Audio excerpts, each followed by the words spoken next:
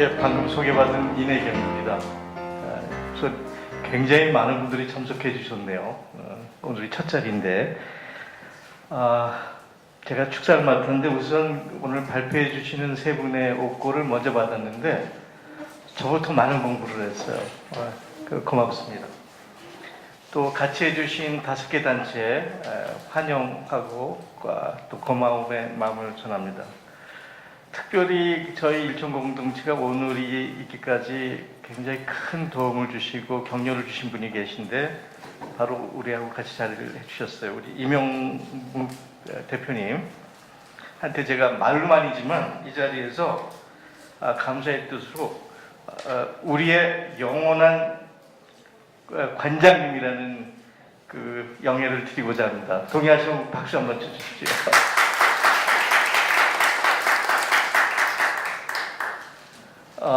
제가 복지의 경험도 없고 지역운동을 해본 현장 경험도 없는 사람이 축사를 맡았지만 어쨌든 첫 자리여서 조금 몇 마디 좀 하고자 합니다. 우선 복지포럼이 한국사회 복지와 지역운동에 어떤 새로운 계기와 동력을 제공하는 중요한 플랫폼이 되기를 간절히 기대해 봅니다. 한국의 복지 정책을 한번 돌이켜보면 20여 년 전에 IMF라는 큰 충격이 왔을 때 김대중 정부가 들어서면서 아마 세상에서 제일 빠르게 4대 보험이라는 사회정책을 도입을 했어요. 거짓말이 아니고 전 세계 어느 나라도 이렇게 빠르게 4대 보험을 정착시킨 나라가 없습니다. 그 점에서는 김대중 정부의 큰 역할을 했는데 그런 대신에 복지에 대한 내용성이나 방향성이 굉장히 부실했습니다. 그 뒤를 이었던 노무현 정부는 양적인 확대가 있었지만 질적인 부분에서는 굉장히 정체성이 있었어요. 오히려 태보 비슷한 상황이었죠. 그 뒤에 불행하게도 우리가 9년간 이명박근혜 시대를 거치는데 이때 이명박근혜 시대는 복지나 지역운동이 정치적 포장수단이었죠. 내용적으로 완전 후퇴한 시대였습니다. 이제 문재인 정부가 들어선 2018년 대한민국은 2단계라고 그럴까요?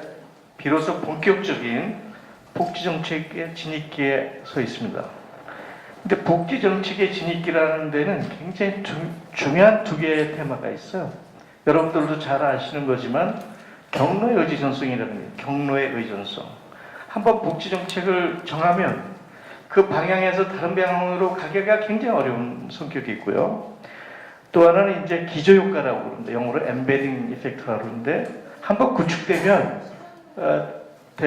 되돌아갈 수 없는 그런 기저효과가 있습니다. 근데 이 기저효과라는 게 복지정책을 한번 하면 그걸 이렇게 딱 확고하게 잡는 효과는 있지만 동시에 외부 상황의 변동에 대응하는 대응력이 떨어지는 문제점, 장단점을 같이 가지고 있게 됩니다.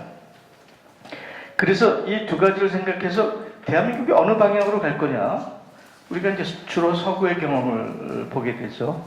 제일 먼저 시작한 것이 산업혁명이 시작됐을 때 얼마나 잔인하고 비인간적이었습니까? 그때 이제 빈민법을 중심으로 해서 공공부조가 도입이 됐고, 또 19세기 말경에 이제 제2차 산업혁명이 이루어지면서 독일을 중심으로 해서 사회보험제도가 도입이 됐고요.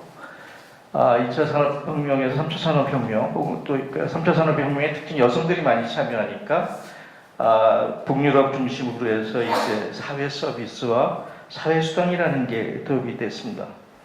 특히 덴마크를 포함해서 시작된 이 노르딕 모델은 단순히 하나의 그 복지 정책을 넘어서 지난 200년간 인류가 정치적 투쟁해온 성과, 그것을 존엄, 정의, 연대라는 중요한 사회철학적 좌표를 우리한테 제시하고 설정했습니다. 이 부분이 이제 그동안 우리한테 주어진 하나의 경험이고 사례이고 좌표이긴 하죠. 그런데 문제는 우리가 현재 직면하고 있는 건 전혀 새로운 상황이라는 거예요. 그 새로운 상황을 여러 가지로 얘기할 수가 있겠지만 두 가지를 얘기할 수가 있습니다. 10여 년 전에 시작된 금융위기가 신자유주의에 말하자면 종언을 고백했음에도 불구하고 10년이 지난 현재까지 전 세계 어디도 신자유주의를 넘어서는 대안을 제시하지 못하고 있어요. 어느 나라도. 신자유주의의 대안이 뭔가? 아직 우리한테 제시된 게 없습니다. 두 번째는 4차 산업혁명이라고 얘기를 하는, 4차 산업에 동의하지 않더라도 광범한 산업의 구조조정기를 겪고 있어요. 이것이 앞으로 우리 인류에 어떤 영향을 미칠지 우리가 정확히 알 수가 없습니다. 여기서 제가 재미있는 예를 들려고 해요. 새를 사냥하는데 두 가지 방식이 있습니다. 앉아있는 새를 조준해서 쏘는 방식이 있죠. 또 하나는 날아가는 새를 맞춰야 되는 사격 방식. 이 사격 방식은 다 틀립니다.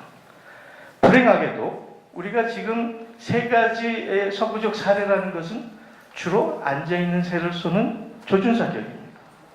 그러나 우리가 지금 당면하고 있는 것은 날아가는 새를 서로 응동하면서 서로 반응하면서 쏴야 되는 그런 상황에 우리가 직면해 있는 거예요. 거기에 더해서 굉장한 바람이 불고 있다. 굉장한 바람이 불고 있다. 그렇게 얘기할 수 있습니다. 여기서 제가 결론적으로 말씀드리고 싶은 것은 우리가 제3섹터라는 건 시민사회가 중심이 돼서 움직이는 경제 운영이든 복지 운영이든 제3섹터에 주목해야 된다는 겁니다. 그러니까 우선 제3섹터를 얘기하기 전에 제2섹터의 시장은 효율성과 어떤 성과들을 가져오는 데 효과적이지만 양극화를 부추기는 문제를 가지고 있어요. 제1섹터, 공공의 영역 혹은 국가는 그런 재분배와 순환 설계를 할 수 있지만 굉장히 경직되어 있습니다. 제3섹터는 이제 단순한 어떤 수혜자의 영역에서 혹은 정책의 전달 통로와 수단이라는 그 지위를 넘어서서 독자적이고 주도적인 행위자로서 새로운 가능성을 도전해야 될 시점입니다. 여기서 굉장히 중요한 모티브적 용어가 있죠. 하나는 시민, 또 하나는 사회, 영어로 말하면 시빌, 그리고 소셜, 이 두 가지입니다. 시민이 가지고 있는 의미는 주권자로서 주도성의 문제입니다. 시장과 정치가 아닌 그 주권자로서의 주도성, 그리고 시장과 정부가 아닌 사회의 방점, 사회의 관계성 방점을 두는 것, 이것이 우리한테 새로운 과제를 던져줬다고 생각합니다. 이런 점에서 오늘 시작하는 복지포럼은 시민이 주도하고 사회의 방점을 두는 복지와 시민운동의 새로운 색대 동력을 만들어가는 중요한 네트워크가 되기를 희망합니다. 감사합니다.